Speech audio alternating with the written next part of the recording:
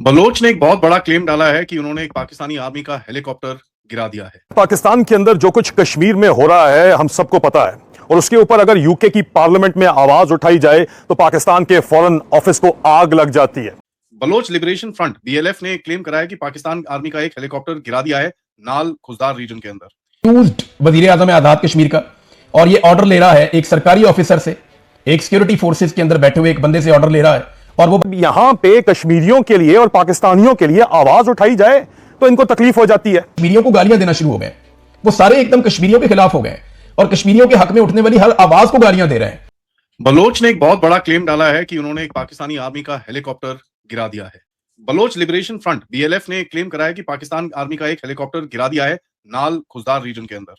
Khuzdar reason के अंदर major attacks चल रहे हैं और कहीं ना कहीं बलूचिस्तान का जो फ्लैश पॉइंट है उसमें आग बहुत बुरी तरह से लगी। एक मेजर एस्केलेशन है जहां पर खुजदार के अंदर, जैसे मैंने आपको बताया, काफी जबरदस्त अटैक्स चल रहे हैं और पिछले 3-4 दिनों से चल रहे हैं, जब पूरा चल रहा है पीओ जेके के अंदर। अब हुआ क्या है? हुआ यह है कि बलोच लिबरेशन फ्रंट ने बोला है कि एक पाकिस्तानी मिलिट्री का हेलीकॉप्टर हमने गिरा दिया है। पाकिस्तानी अथॉरिटीज उस तरफ बोल रही है कि नहीं नहीं, ये गिरा नहीं है, कोई मैल फंक्शन हो गया उस वजह से गिरा है, ये वो एंड ऑल दैट, आपको पता ही।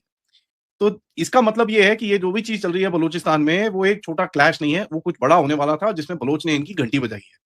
बलोच, ऑब्वियसली बलोचों के पास इतनी एयर डिफेंस कैपेबिलिटी तो नहीं है, बट कहीं ना कहीं कुछ एयर डिफेंस कैपेबिलिटी उनके हाथ में आई है। इसके बारे में हमको काफी पुख्ता खबरें आई। उनके पास शोल्डर फायर्ड मिसाइल्स भी हैं, आईआर सीकर, और जो डायरेक्ट लाइन ऑफ साइट की सीकर की मिसाइल्स भी हैं, जिसमें वो फायर करते हैं on at Pakistani army headquarters helicopters before also. पहले भी ये चीजें वो कर रहे हैं। अब होता क्या है कि अगर, अब देखिए, पाकिस्तानियों को झूठ बोलने की तो पूरी आदत है कि भाई टेक्निकल माल फंक्शन की वजह से। कौन सा टेक्निकल माल फंक्शन तुम्हारा? उसने ठोका है तुमको, ठीक है जी। और लोकल रिपोर्ट्स ये भी निकली हैं कि भाई नाल के रीजन के अंदर काफी फाइटिंग चल रही थी, जहां पर ये हेलीकॉप्टर गिरा है वहां पर काफी फाइटिंग चल रही है। कुछ रिपोर्ट्स ये बोलती है कि गवर्नमेंट के ऑफिस, बैंक्स, इनकी जो लिवाइस की फैसिलिटीज हैं, पुलिस स्टेशन हैं, कोर्ट्स हैं, वो सबके ऊपर हमले हुए हैं। As a matter of fact Baloch ने इनको काफी टाइम से कंट्रोल में रखा हुआ है अपने, तो यहाँ पर इनका घूमना फिरना भी ज्यादा पॉसिबल नहीं है। तो हो क्या रहा है कि जब आपका पुलिस स्टेशन पकड़ा गया, आपके जो टैक्स फैसिलिटीज है वो पकड़ी गई, कोर्ट्स, गवर्नमेंट ऑफिस से सारे पकड़े गए, तो उस जगह के ऊपर आपका कंट्रोल ही नहीं रहता। अब कंट्रोल नहीं रहता तो पाकिस्तानी आते हैं हेलीकॉप्टर के साथ, उनके ऊपर फायरिंग शायरिंग करते हैं ऊपर से। ये चीज अभी की नहीं है, ये चीज तो रेगुलर ये चीजें कर रहे हैं। इसके ऊपर यहां पर ये कहते हैं कि ये टेक्निकल माल फंक्शन की वजह से गिरा है, विच बिलीवेबल, क्योंकि ये बड़ा क्लियर है कि अगर वहां पर उस रीजन के अंदर फाइटिंग चल रही है, उस रीजन के अंदर इतनी डोमिनेशन है कि बलोच ने पूरी सिटी को अपने कब्जे में ले रखा है, तो ट्रूप मूवमेंट और इन चीजों के लिए, कुछ ब्रेक थ्रू करने के लिए हेलीकॉप्टर तो लेके आएंगे।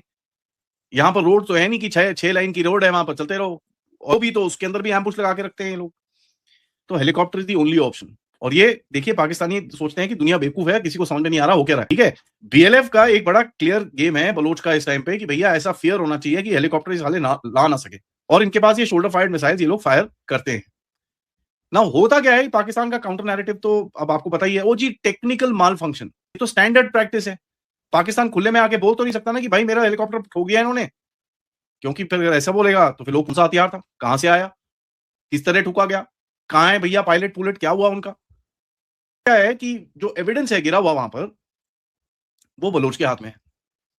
अब बलोच क्या प्रूफ निकालता है कि नहीं निकालता, ये तो समय बताएगा, और कितना उस चीज का कुछ बचा हुआ पता चले। हवा में मारा पूरा फटफुट बर्बाद हो गया तो क्या एविडेंस? पाकिस्तान के अंदर जो कुछ कश्मीर में हो रहा है हम सबको पता है, और उसके ऊपर अगर यूके की पार्लियामेंट में आवाज उठाई जाए तो पाकिस्तान के फॉरेन ऑफिस को आग लग जाती है। पाकिस्तान के जर्नैलों ने अपने बच्चे यहां पे बर्तानिया में भेज के, और उसके अलावा न सिर्फ बर्तानिया में बल्कि अमेरिका में भेज के, ऑस्ट्रेलिया में भेज के, इसी कैंप में, वेस्टर्न कैंप में भेज के, पाकिस्तान से पैसा लूट के ये लोग सारे के सारे लेके यहां पे आ रहे हैं। यहां पे कश्मीरियों के लिए और पाकिस्तानियों के लिए आवाज उठाई जाए तो इनको तकलीफ हो जाती है। दंदनाते आते हैं, हमले करवाते हैं, आवाज़े हक को दबाते हैं, लोगों के घरों के ऊपर आके हमले करवाते हैं, मुकदमे बनवाते हैं। उसकी जिंदा मिसाल आपके सामने खड़ा हूं, और जब इनके ऊपर बात आए तो इनकी जान जो है वो निकल जाती है। आज आपका की पार्लियामेंट के अंदर इनवाइटेड है एक क्लोज डोर इवेंट के ऊपर, वहां पे जाके मैं गवाही पेश करूंगा पाकिस्तान के जर्नैलों की फस्तायत की। वेस्टमिनिस्टर से ही उसके बाद मैं रिपोर्टिंग करूंगा और आपको बताऊंगा कि मामलात किस तरह गए, और तफसीलात आपको बताऊंगा। नेशनल यूनियन ऑफ जर्नलिस्ट के आपका भाई जो है वो गवाही भी पेश करने जा रहा है, और हक और सच की बात, पाकिस्तानियों की आवाज, कश्मीरियों की आवाज यूके की पार्लियामेंट में भी उठाने जा रहा है। वो गवाही देने जा रहा है जो सुन के पाकिस्तान के जर्नैलों के पर जलते हैं, ठीक है। तो फिर चलते हैं यूके की कश्मीर को लेके यहाँ पे इस वक्त डिस्कशन चल रही है और पाकिस्तान के फॉरेन ऑफिस ने एक इंतहाई बेहुदा किस्म की जो है हरकत की है। मेंबर पार्लियामेंट्स को बराह रास्त झूठा करार देने की कोशिश की है।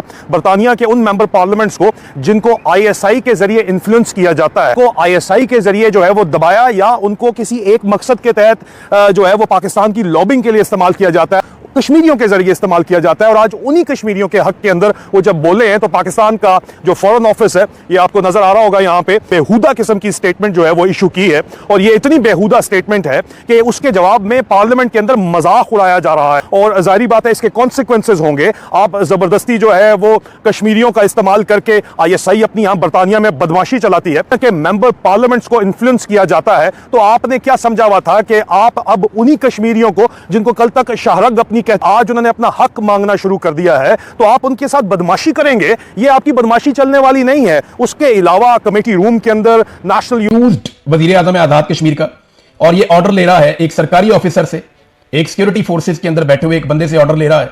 और वो बदरीन अवामी एक्शन कमेटी के ऊपर अजीबोगरीब किस्म के इल्जाम भी लगाए जा रहे हैं। एक तो उन्हें मुल्क दुश्मन करार दिया जा रहा है।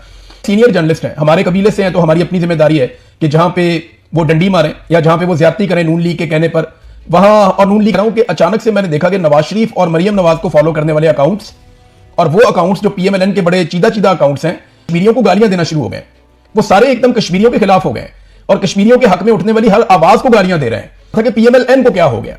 नवाज शरीफ वगैरह तो बड़े फख्र से कहते थे कि हम कश्मीरी हैं, हमारा बैकग्राउंड कश्मीर का है, हम तो जनाब कश्मीरी होने पर इस तरह की बातें मियां साहब कहा करते थे।